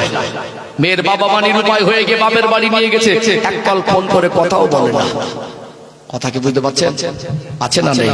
তাহলে আল্লাহর পরীক্ষায় সবর করার জায়গায় আমরা ভুল দিয়ে সাজিয়ে দিই, ওই সাংসারিক জীবনে একটা ফাটল ধরে। কি ধরে? কি ধরে? ফাটল ধরে। বাপজিরা ভাইরা, আঘাত দেওয়া আক্রমণ করার উদ্দেশ্য নয়। একটা মেয়ের পেট থেকে যদি পর পর আল্লাহ 5টার জায়গায় 7টাও মেয়ে দেয়, আমরা যারা মুসলমান ইমানদার কোন রকম ভাবে ওই মেয়েটাকে যারা দোষারোপ করা যাবে, দোষারোপ করা যাবে? তার কোনো ক্ষমতা আছে, তার কোনো হাত আছে? আপনার পরিবারে বাবা মা ভাই বোন ভাবি সব যৌথ এক পক্ষ নিলেন, অন্য জায়গা থেকে পরিবার ছেড়ে জন্মভূমি ছেড়ে আপনাদের কাছে এসেছে বলে তার হয়ে কথা বলার কেউ নেই বলে আপনার এক পক্ষ তাকে এক পক্ষ করে কোণঠাসা কেন করছেন? এটা বান্দার হক নষ্ট হয় না? হক নষ্ট হয় না? ওটা যদি আপনার মেয়ে হতো, আপনার নিজের আপন বোনের সঙ্গে যদি আপনার বোনের শ্বশুর বাড়ির লোকজন ওই আচরণ করতো, সেটাকে আপনি সহ্য করতে পারতেন? যেটা আপনার নিজের বোনের জন্য আপনি পছন্দ করেন না, আপনি অন্যের উপরে সে আচরণ কি করে করেন? আমাদের সমাজে কিছু মানুষ আছে দেখবেন, কুটুম বাড়ি বেই বাড়ি যাওয়ার সময় চাকচিক্য হয়ে সাজসজ্জা করে যায়। বেই এই বলে এখন নতুন নতুন সংসর্গ হলে বেই বাড়িতে একটা আন্তরিকতা কুটুম্বিতে খুব ভালো হয় না? খুব ভালো মেহমানদারি। এখন তো সব মোড়ের মাথায় মাথায় দোকান।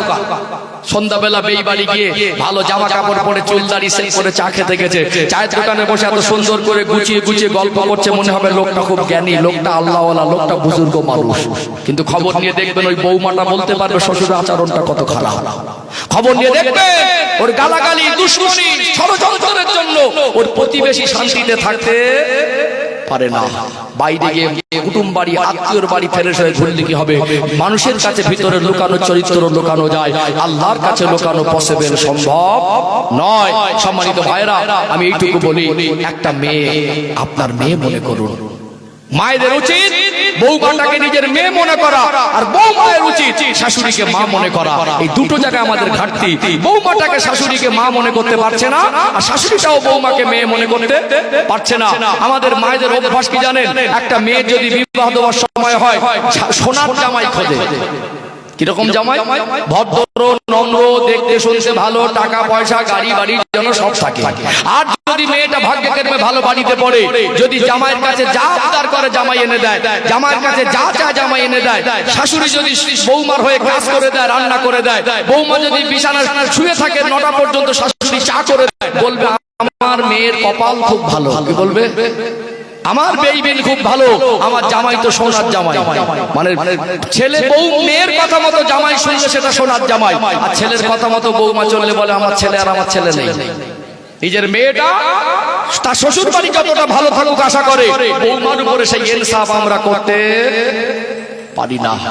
এই জন্য আমাদের সংসারে টাকা পয়সার অভাব না থাকলেও, খাবার দাবার অভাব না থাকলেও, পোশাকের অভাব না থাকলেও, সত্য কথা বলুন, শান্তির অভাব হয়েছে না হয়নি? হাঁকুদান না, শান্তির অভাব হয়েছে না? আলোচনা কষ্ট পাচ্ছেন নাকি? রাগ হচ্ছে?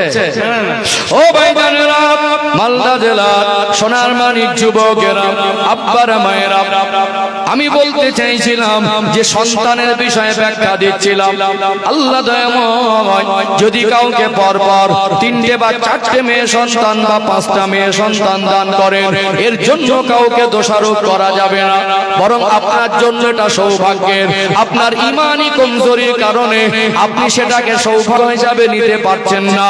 নবী আমার সোনার জবানে বলেন, ও আমার সাহাবায়ে কেরামেরা, আল্লাহ দয়াময় যদি কাউকে 4টে মেয়ে সন্তান দেন, তিনি যদি খুশি হয়ে ওই 4টে মেয়ে সন্তানকে শরীয়তের শিক্ষায় শিক্ষিত করে পর্দায় মানুষ করে ভালো একটা ছেলের সঙ্গে বিবাহ দিতে পারে, ওই আমানতটাকে যদি ঠিকমতো আদায় করতে পারে, আল্লাহ দয়াময় খুশি হয়ে ওই ব্যক্তিকে আল্লাহ জান্নাত নসিব করে দেবে। জোরে বলুন সুবহানাল্লাহ।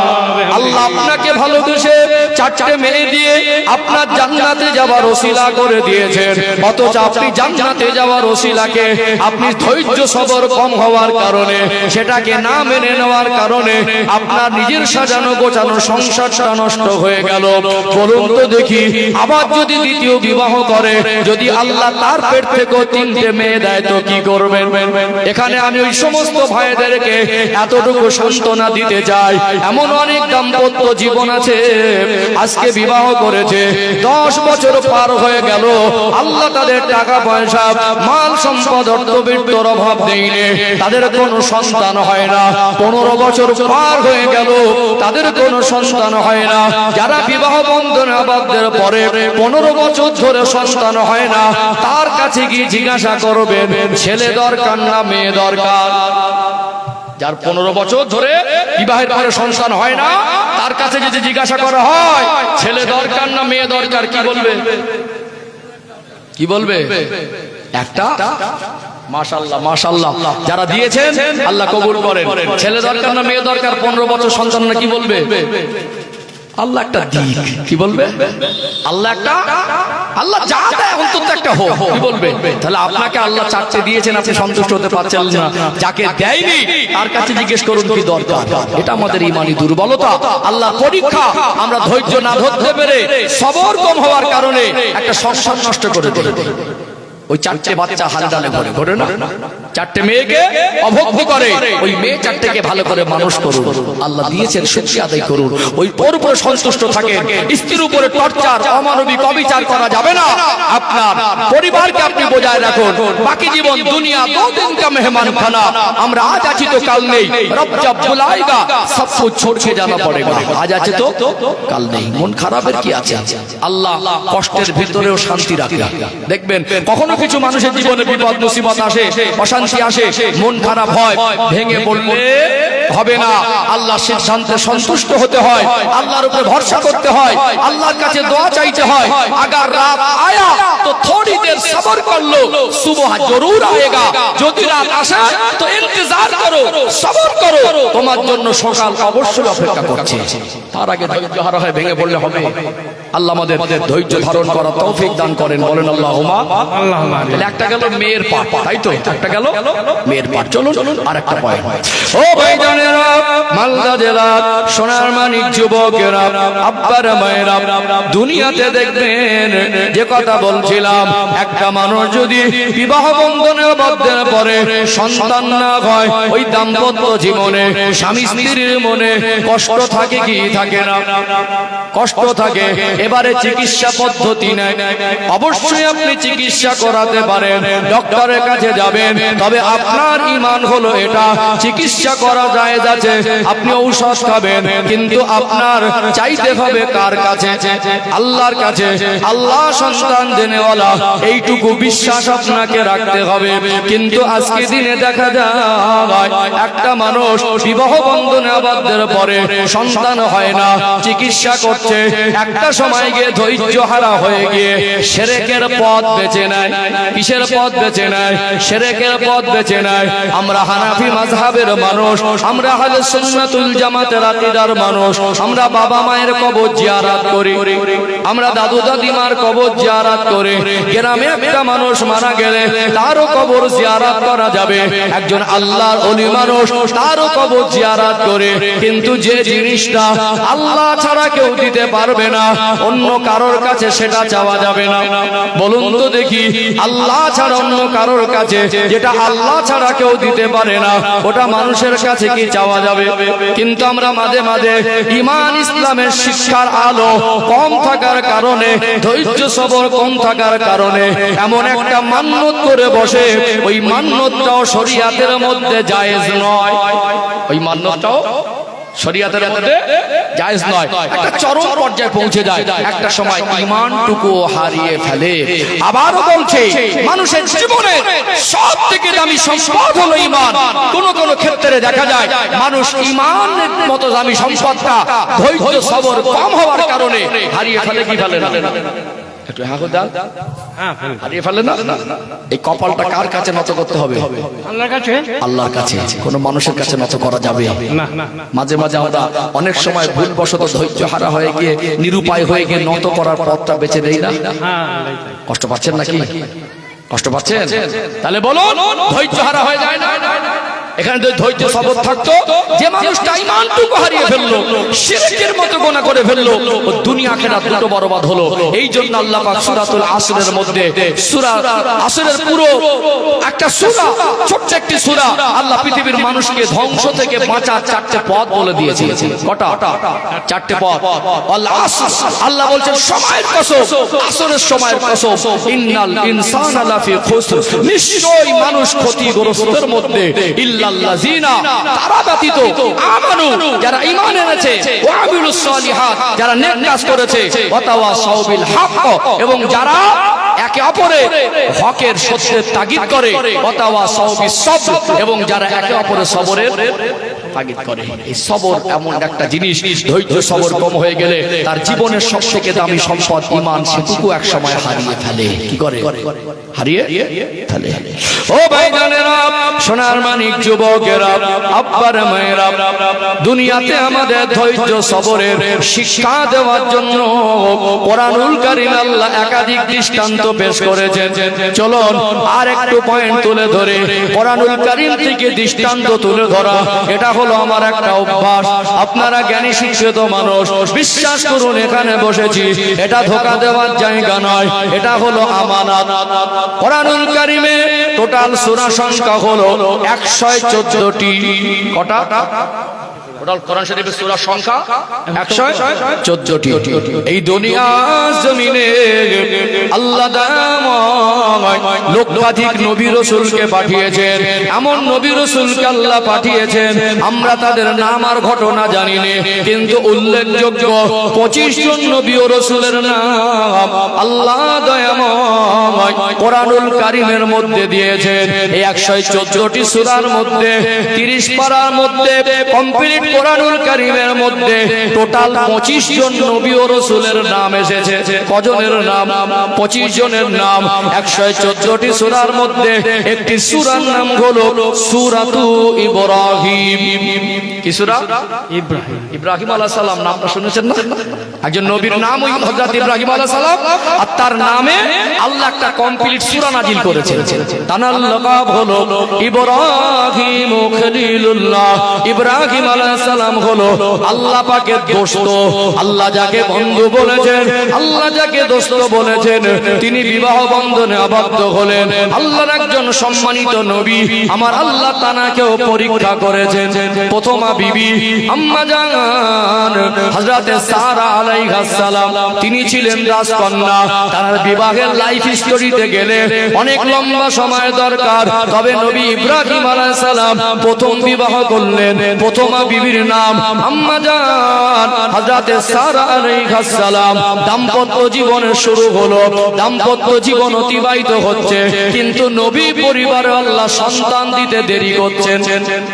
ওই সময় স্বামী আর স্ত্রী একে অপরের আলোচনা করেন। প্রথমা বিবি আম্মা জান হযরতে সারা আলাইহিস সালাম বলছেন, আল্লাহ পাকের সম্মানিত নবী, আল্লাহ আপনাকে বন্ধু বলেছেন, আমাদের পরিবারে তো সন্তান নাই, আল্লাহ তো আমাদেরকে এখনো সন্তান দেয় নাই, যদি নবী পরিবারে আল্লাহ একটা সন্তান দিতেন কতই না ভালো লাগতো, আপনি প্রয়োজনে আর একটা বিবাহ করেন।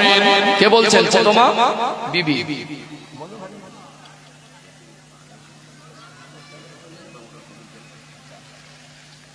আমি ঠিক এই জায়গা থেকে আগে বড় এই যেখানে ছেড়েছি এখান থেকে ধরবো ইনশাআল্লাহ। যে প্রথমা বিবি পরামর্শ দিচ্ছে, একদম কোরআনুল কারীমের আয়াত তুলে রেফারেন্স দেবো ইনশাআল্লাহ। প্রথমা বিবি পরামর্শ দিচ্ছেন, আপনি তো আল্লাহর নবী, আর একটা নবী পরিবারে যদি আল্লাহ সন্তান দেন কতই না সৌন্দর্য পরিবারের, কতই না ভালো হতো। আমাদের সংসারে একটা সন্তান থাকবে না, হয়তো বা আল্লাহ দেরি করছেন, দিচ্ছেন না, তো প্রয়োজনে আপনি আর একটা বিবাহ করেন। প্রথম তুমি পরামর্শ দিচ্ছেন, এরপরে গুরুত্বপূর্ণ পাঠগুলো আসবে ইনশাআল্লাহ। তো মসজিদের একটা উন্নতি কল্পে জলসা হলো, জলসাটা হলো আর উন্নতিটা হলো না, একটা ঘাটতি থেকে যাবে না? কি মনে হয়? ঘাটতি থেকে যাবে না যদি সব দিকটা বজায় থাকে? তাহলে ভালো লাগবে ইনশাআল্লাহ। মাহফিলটাও সফলভাবে পরিপূর্ণ হবে, সাথে সাথে মসজিদের উন্নতিটাও হবে। তাহলে আমাদেরকে আল্লাহও ভালোবাসবে ইনশাআল্লাহ। প্রয়োজনে আমি বলি যে যদি মসজিদের একান্ত সেরকম কাজ থাকে, এক বছর জলসা না দিলেও কিছু হবে না, কিন্তু আল্লাহর ঘর সবাই মিলে যদি মেরামত আমার ঠিক না করি, আমরা আমাদের যে যার ঘর নিয়ে ব্যস্ত, বলুন আল্লাহর ঘর সবাই মিলে একটা ঘরকে মেরামত করা আমাদের কাছে কি কঠিন লাগার কথা? কঠিন লাগার কথা নয়। এক একটা মানুষ সারা জীবনের 40 বছর 30 বছরের মেহনতে একটা ঘর বানাচ্ছে, আর সারা গ্রামবাসী মিলে একটা ঘরকে ঠিক করতে পারবো না ইনশাআল্লাহ? বলেন ইনশাআল্লাহ। নিজের বিবেককে প্রশ্ন করুন তো, জীবনে যা রোজগার ইনকাম মেহনত করি, সবটা কি দুনিয়াদারির জন্য না একটা কিছু অংশ আল্লাহর জন্য দেওয়া দরকার? কিছু অংশ আল্লাহর জন্য দেওয়া দরকার। আচ্ছা বলুন, পৃথিবীতে আমরা মানুষ কাপড়ের পকেট আছে, টাকা নিয়ে যেতে পারি? নিয়ে যেতে পারি না। আচ্ছা বলুন, মানুষের জীবনের সুখ শান্তির চাবিকাঠি কি টাকা? টাকা রয়েছে, ভালো খাবার রয়েছে, খাবার মতো সেই সিচুয়েশন নেই, ডাক্তার বলছে খেলেই অসুস্থ হবে। যাদের হাই সুগার, হ্যাঁ ডায়াবেটিসের যারা পেশেন্ট, এমন খাবার লোভ লালসা লাগলেও সামনে থাকলেও খেতে পারে না। এমন শরীর অসুস্থ, এসি থাকলেও ডক্টর বলছে এসি চালানোর প্রয়োজন নেই। টাকা থাকলে অনেক সময় শরীরের শান্তি থাকে না, আল্লাহ রাস্তায় ব্যয় করতে হয়। আমাদের বাড়িতে যখন শ্বশুর বাড়ি থেকে কুটুম আসে, তখন আমরা 1-1,500 টাকা বাজার করি। আমরা যুব সমাজকে যদি বলি, মোবাইলে এখন কোম্পানি খুব চালাক, 12 মাসকে টেনে 13 মাস করেছে, 28 দিনে মাস। সেটাকে 350 টাকা আনলিমিটেড ইন্টারনেট প্যাকেজ রিচার্জ করতে গেলে 13 মাসে 4550 টাকা রিচার্জ করি। আল্লাহর ঘরের জন্য 10টা মানুষ এমন আছেন, আমি মুসাফির হালাতে আছি, আল্লাহর কাছে প্রাণ ভরে দোয়া করব 2000 করে টাকা দেওয়ার মতো 10 জন, আল্লাহ বরকত দেবে। দান করা কঠিন নয়, দান করলে কমে না, এই বিশ্বাসটুকু তৈরি করা কঠিন। বিশ্বাস করুন আল্লাহর কাছে তোলা থাকবে। এমন একজন সৌভাগ্যবান মানুষ আছে, মাশাআল্লাহ মাশাআল্লাহ, আমাদের আব্দুল মান্নান সাহেব কোথায় আছেন? আমি দেখতে পারবো চেহারাটা? বাড়িতে আছেন।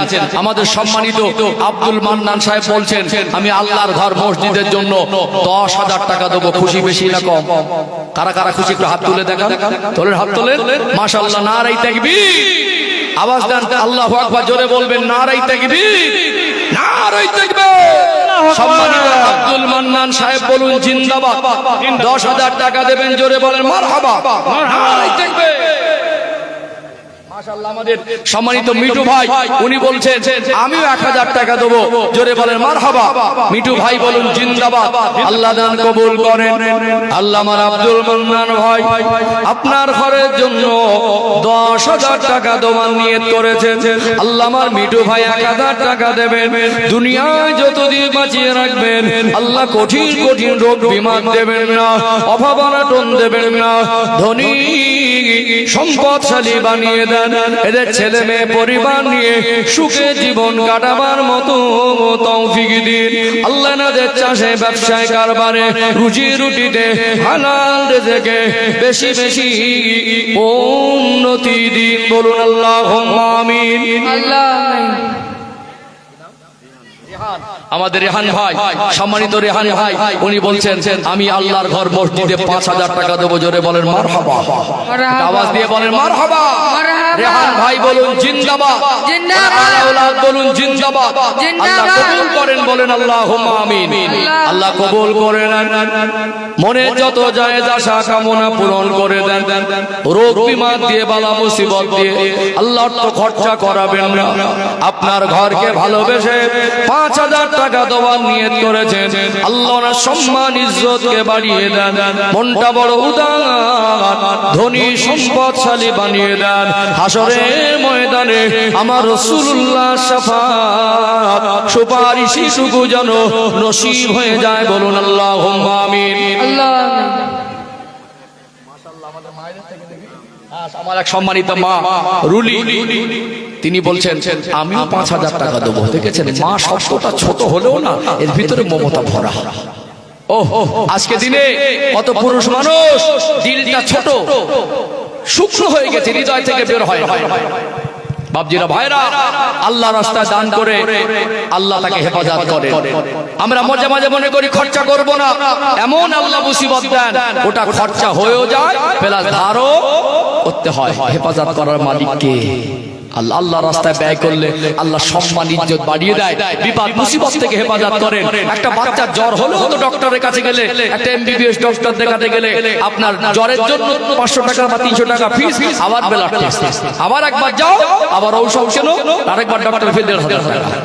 আল্লাহর ঘরে দিলে আখেরাতে হলো, আর আল্লাহ রোগ বিমার থেকে হেফাজত করলো। এই জন্য মন ছোট করলে হবে না। আমার এই সম্মানিতা মা, উনি বলছেন আমি ৫,০০০ টাকা দেবো। জোরে বলেন মারহাবা। দাতাগণ বলুন জিন্দাবাদ। আল্লাহ কবুল করেন, বলেন আল্লাহুম্মা আমিন। আল্লাহ কবুল করে নেন। আমার এই সম্মানিতা মায়ের কপালটাকে সুখের কপাল করে দেন। আল্লাহ তাআলা পরিবারের সবাইকে নিয়ে হেসে খেলে শান্তির জীবন কাটাবার মতো তৌফিক দিন। যতদিন বাঁচিয়ে রাখবেন, রোগ বিমার দেবেন না, কঠিন মুসিবত দেবেন না। তারা আত্মীয় স্বজন, বাবা মা, আপনজন, রক্তের সম্পর্কের মানুষ যারা বেঁচে আছেন তাদের হায়াতে বরকত দেন। যারা দুনিয়া ছেড়ে চলে গেলেন তাদের কবরে সব পৌঁছে দেন। তাদের অন্ধকার কবরকে বেহেশতি নূর দিয়ে আলোকিত করে দিন, বলুন আল্লাহুম্মা আমিন। মাশাআল্লাহ, মাশাআল্লাহ, অনেক সুন্দর পরিবেশ। আমি এই ইসমাইলপুর গ্রামের মানুষের ভালোবাসা ভুলতে পারবো না। আলহামদুলিল্লাহ, আমার ভাইরা আপনারা আমাকে অনেক বেশি ভালোবাসেন। গোপালপুর দান ইসলাম আমাদের পাশেই মনে হয় গোপালপুর, গোপালপুরে বাড়ি, তারপরে দানেশালী। দেখেন এই ইসমাইলপুরের মানুষকে ভালোবাসে। পাশের পাড়া থেকে, পাশের গ্রাম থেকে মানুষ যদি সেই গ্রামে মসজিদের উন্নয়নে টাকা দেয়, তো গ্রামবাসী হিসাবে দেওয়ার হকটা বেশি না কম? হ্যাঁ, হকটা বেশি না? অনেক মানুষ মন থেকে বের করছেন না, আল্লাহর ঘরে বের করতে হয়, এটা হক। একটা মসজিদ কেউ কম কেউ বেশি। সানোয়ার নামে মায়ের মাগফিরাতের জন্য ৫০০ টাকা দিলেন আমাদের দানেশালী ভাই, তিনি ৫০০ টাকা দিলেন। আল্লাহ কবুল করেন, বলেন আল্লাহুম্মা আমিন। আল্লাহ রাস্তাঘাটে চলে বিপদ আপদ থেকে আল্লাহ হেফাজত করেন, ছেলে মেয়ে পরিবার নিয়ে সুখের জীবন কাটাবার তৌফিক দান করেন, আল্লাহুম্মা আমিন।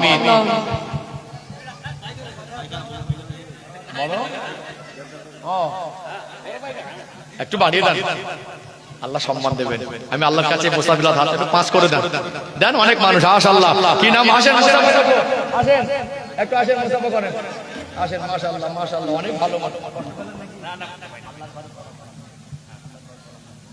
কি নাম আমার ভাই? হাসান আলী। ও নামটাও তো প্যারা, নামটাও প্যারা। আল্লাহর নবী তাওহীদ রকনিজার টুকরা, तमाम জান্নাতি নওজোয়ান তরুণ যুবকদের সরদার হযরত ইমাম হাসান, হযরত ইমাম হোসেন রাদিয়াল্লাহু আনহুমা। নামটাও সুন্দর রেখেছে। আমাদের এক মা সম্মানিতা রাবি, তিনি স্বামীর মাগফিরাতের জন্য ১০০০ টাকা দিলেন। আর আমাদের সম্মানিত হাসান আলী ভাই, উনি বলছেন আমি ৫০০০ টাকা দেবো। তাকবীর দেন না, নারে তাকবীর, একটু আওয়াজ দেন, নারে তাকবীর। দাতাগণ, ইসমাইলপুর গ্রামবাসী বৃন্দ, আল্লাহ কবুল করেন, বলেন আল্লাহুম্মা আমিন। আল্লাহ আপনি কবুল করেন। আমার হাসান আলী ভাইয়ের ব্যবসায় বরকত দেবেন। আল্লাহ মনটা বড় উদার, ওনাকে অর্থ সম্পদ দিয়ে সমাজে ধনী হিসাবে প্রতিষ্ঠিত করে দেন। আপনার ঘরকে ভালোবেসে আল্লাহ আজকে যত দিচ্ছে আপনি যদি আরো সম্পদের মালিক বানিয়ে দেন আগামী দিন ইসলামের উপকার হবে ছেলে মেয়ে পরিবার নিয়ে সুখে জীবন কাটাবার তৌফিক দেন আল্লাহ শত্রু দুশমনের হাত থেকে হেফাজত করে দুনিয়ার আসমানে বালা জমিনে বালা জিন্নাতে বালা হইতে হেফাজত করেন যে যা নিয়ত করে দিচ্ছেন সকলের মনের নিয়তকে কবুল ও মঞ্জুর করে নিন বলুন আল্লাহুম্মা আমিন মাশাআল্লাহ মাশাআল্লাহ কি ভাইটা দেখতে হবে নাকি দেখেন এটা নসিব অনেক মানুষ আছেন সবাইকে কিন্তু ডাক পড়ে না বুঝলেন হ্যাঁ অনেক মানুষ আছেন সবাইকে কিন্তু ডাকবে না এখান থেকে আপনাকে ভালোবেসে আপনার প্রতি ভালোবাসা দিয়ে একজন মা স্বামীর নামে 300 টাকা কি নাম ভাই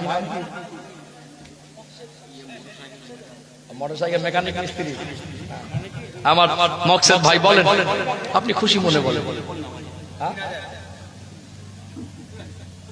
আচ্ছা পুরো করে দেন আল্লাহ বরকত দেবেন ইনশাআল্লাহ একটা বছর কষ্ট হবে না খেয়ে তো থাকতে হবে না আল্লাহ চায় তো জীবনে একটা ভালো কাজ আল্লাহ করিয়ে দিচ্ছেন এটা তো নসিব মকসেদ আলী ভাই রিপন ভাই আমার রিপন ভাই উনি বলছেন আমিও 5000 টাকা দেব মাশাআল্লাহ একটা আওয়াজ দেন তো নারে তাকবীর একটা আওয়াজ দেন নারে তাকবীর আল্লাহু আকবার নারে রিসালাত আমাদের রিপন ভাই বলুন জিন্দাবাদ 5000 টাকা দেবেন আল্লাহ কবুল করেন বলেন আল্লাহুম্মা আমিন আল্লাহ কবুল করেন মুসাফির হালাতে এতগুলো মানুষের নিয়ে হাত তুলেছে আল্লাহ মসজিদের জন্য দান করছে হাসরের ময়দানে যেদিন মানুষ পানি পানি করে পেরেশান হবে আমার রাসূলুল্লাহ হাতের হাউজে কাউসারের পানি যেন নসিব হয় আল্লাহ আসমান থেকে বরকত ও রহমতের দরজা খুলে দেন সমাজে সম্মান অর্থ দিয়ে প্রতিষ্ঠিত করে দেন ছেলে মেয়ে পরিবারকে রোগ বিমার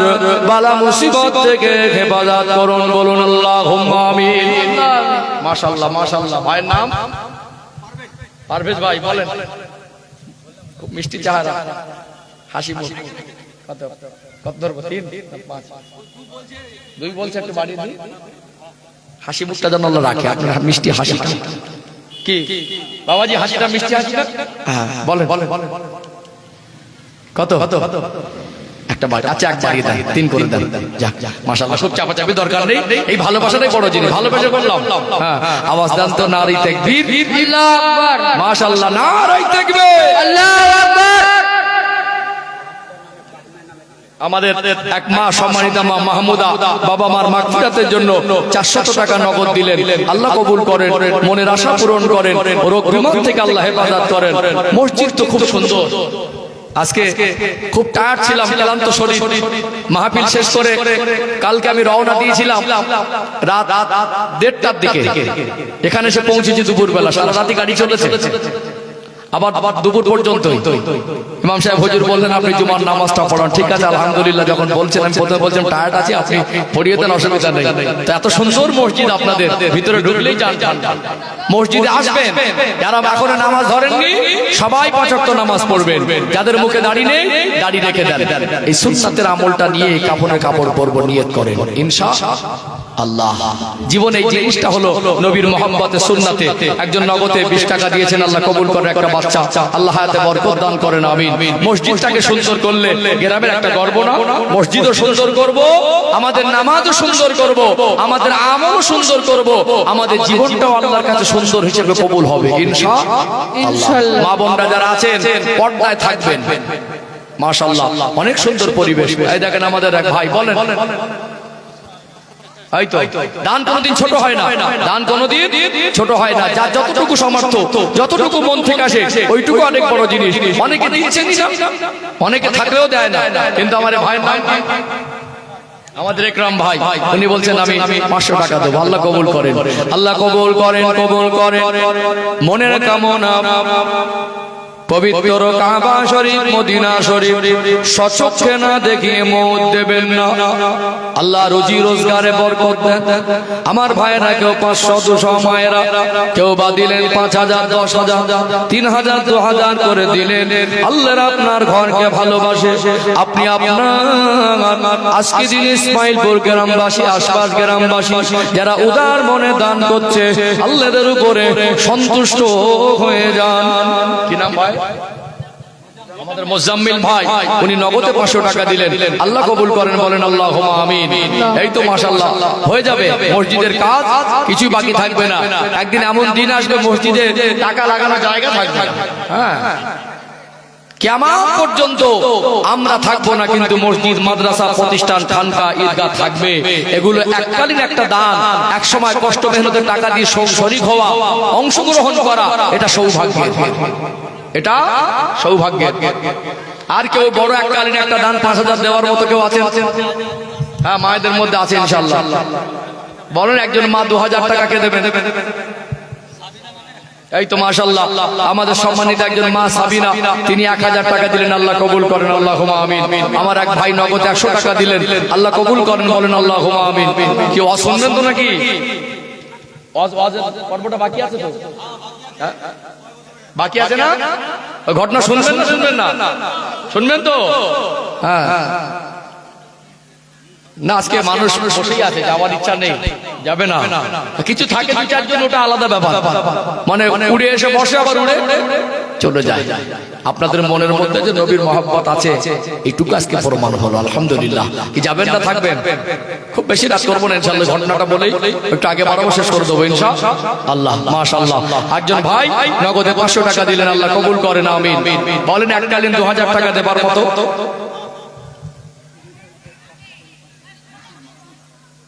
দিয়ে যান, একবার খাতায় জমা থাকবে। আগামী কাল দিন কিভাবে যাবে কারোর বলার ক্ষমতা নেই। এখন ইনকাম করছেন, রোজগার করছেন, ছেলে মেয়ে বিবি বাচ্চা যেমন আপনার, তাদেরকে ভালো রাখতে যেমন মন চায় আপনার, ঠিক আপনার আখিরাতটাও কিন্তু আপনার, আপনার আমলটাও কিন্তু আপনার। সবই হয়ে যাবে ইনশাআল্লাহ। একটু ত্যাগ করা, আল্লাহ না খাইয়ে রাখবে না, বরং আল্লাহ বরকত দেবেই দেবে। মানুষ ওয়াদা করে খেলাপ করে, মানুষ কথা দিয়ে কথা রাখে না। আল্লাহর ওয়াদা মিথ্যা নয়, ওয়াদাল্লাহি হাক্কা। আল্লাহর প্রত্যেকটা ওয়াদা সত্য। আল্লাহ বান্দাকে ভালোবাসেন, আল্লাহর রাস্তায় ব্যয় করলে আল্লাহ বান্দার মালে বরকত দেন। কেউ যদি সিমেন্ট দিতে চান 5 ব্যাগ 10 ব্যাগ করে, মসজিদ ভাঙার কাজ হবে নাকি? সাইটে কোনো মেরামত হবে? এমনি মসজিদ তো ভালো, পুরো মসজিদ ভেঙে নতুন করবেন? তাহলে এর থেকে আরো ভালো হবে নাকি? একটু দেরিতে হবে, মানে এখন থেকে প্রস্তুতি চলছে, মানে আরো বড় করতে হবে। আলহামদুলিল্লাহ, মুসল্লি বাড়লে বড় করতে হবে না? ফ্যামিলি বাড়লে যেমন ঘর বড় করতে হয়, মুসল্লি বাড়ছে তো বড় করতেই হবে। আপনারা মুরব্বী মানুষ, আপনারা আয় রোজগার করছেন, ছেলে মেয়েদের ঘাড়ে চাপিয়ে রেখে দিয়ে যাবেন? করে দিয়ে যান। আমাদের ছেলেদের ঘাড়ে চাপিয়ে দিয়ে গেলে হবে? বাচ্চাদের ঘাড়ে আমরা করে রেখে যাই, কি আমরা করে রেখে যাই, আমাদের বাচ্চারা নাতি পোতারা ইনশাআল্লাহ নামাজ পড়বেন। একটা কোরআন শরীফ দিয়েছেন, নগদ 10 টাকা দিয়েছেন, আল্লাহ কবুল করেন। বলেন 5000 টাকা দেওয়ার মতো আর কে আছে? 5000 টাকা, 2000 বলেন।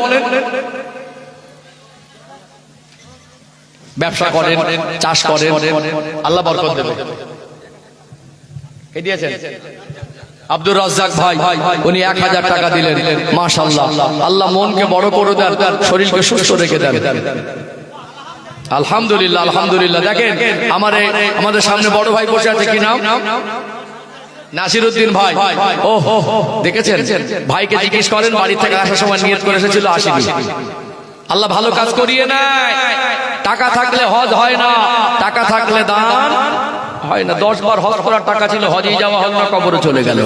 ও কিছুই থাকে না, আল্লাহ ওসিলা করে দেয়, আল্লাহ ওসিলা করে দেয়। কিছুই থাকে না, আল্লাহ ওসিলা করে দেয়।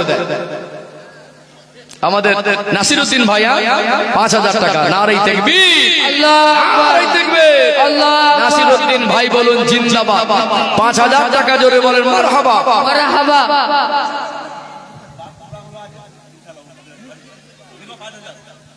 বলেন রকিব আলী ভাই কি খুশি মনে একটা হাসি খুশি গান, যা হবে দেখা যাবে ইনশাআল্লাহ।